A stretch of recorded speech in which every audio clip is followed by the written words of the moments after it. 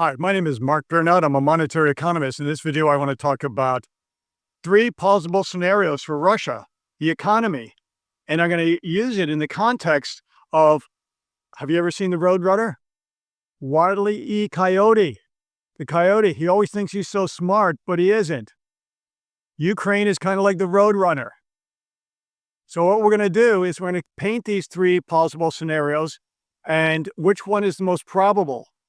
The first one is where the coyote, he's on a cliff and he's slowly sliding down that cliff, right?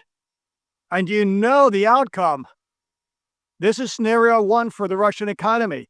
It's called the integration scenario. It's where they try to integrate, they try to stop themselves from falling by integrating with China and India and Brazil and great countries, let's in big quotes and sarcasm, like North Korea, Iran, and even some South American countries, right?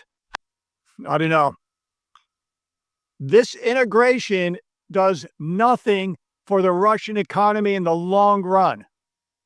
While Ukraine pounds and pounds the energy infrastructure, the brave defenders, the refineries are going poof, poof, poof. The coyote slowly going down. Why doesn't this do anything for Russia?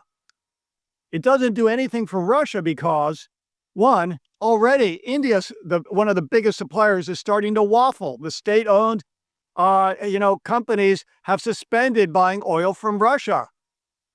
Now that this hasn't fully played out, they're looking, from OPEC and in Nigeria and other countries, and we don't know what's really going to happen in the long run.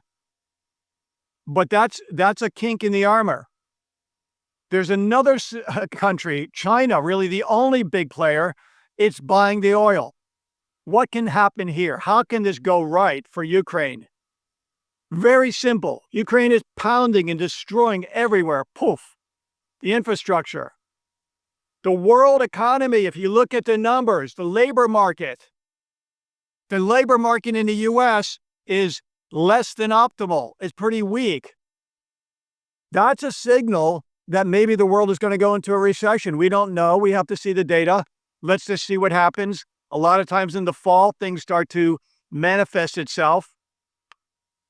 But there's a lot of positive things for the U.S. economy too. But let's say because of the tariff sanctions turmoil, negative comparative advantage, we're already starting to see some of these oscillations in the world economy. That would push oil prices down. That's bad for Russia. In addition, also, metaphorically, Russia's kind of like a gas station, some stinky gas station somewhere where you got to hold your breath when you're tanking or using the restrooms, and China is pumping them with capital goods. But the reality is the capital goods are not productive capital goods. That's a distortion in the normal economic going. It's not any kind of market price capital goods. They're destructive capital goods. And in the words of Yoda, to paraphrase Yoda from Star Wars, The Empire Strikes Back, wars do not make one great, right? So we've got this idea that Russia has demographic problems it can't solve. It has economic problems. It has an unsustainable capital structure. Russia thinks, okay, China be my capital goods. India be my people. I get Indian workers. Indians are pretty smart. They're not gonna fall for that. They know where they're going. And I don't even think, the Tsar of Russia would want that. He doesn't share Martin Luther King's dream. I have a dream about the park. You know what I'm referring to. Okay, I don't think he shares that vision.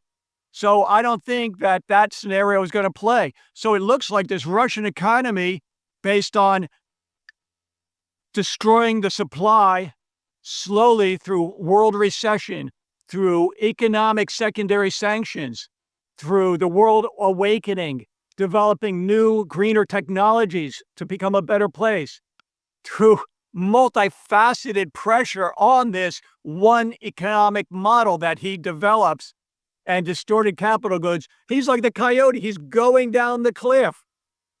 What is scenario 2? Scenario 2, the coyote just screeches and then he falls. That's the Fortress Russia 2.0, where the czar tries to say, okay, we don't need the rest of the world. India's bailing on us. Brazil will bail on us. Everybody's going to bail. Maybe China's going to stay true to us for now.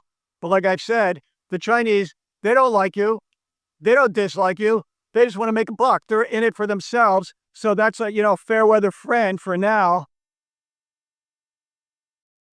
Fortress Russia, but he still can't overcome the demographic changes, this declining financial problems, the fact that Ukraine is not going to give up, okay, because justice and goodness is on their side, and the world is awakening, and we all do want to make the world a better place for future generations. Scenario 3, the coyote's falling, he lands, and then a huge brick falls on top of him.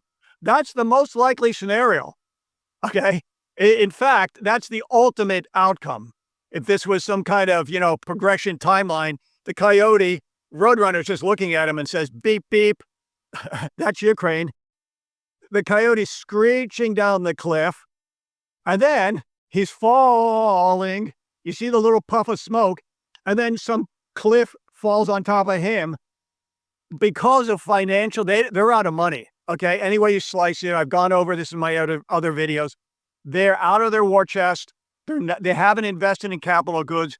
The Russians, the most they ever fight, maybe in World War II, 4 years, and that was with U.S. help, Allied Lend-Lease.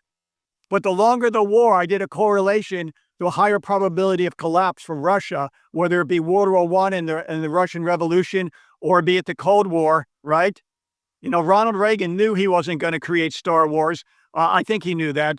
What he wanted to do is he wanted to outlast the Russians, so they put more capital goods into defense, and that's what they're doing now, whether it be in Afghanistan, the Cold War, the Russian Revolution. They're gaming for collapse. That boulder is going to fall on top of the Kremlin because they don't have the economic power, the quote-unquote BRICS, Holy Alliance, or whatever they call it, is nothing.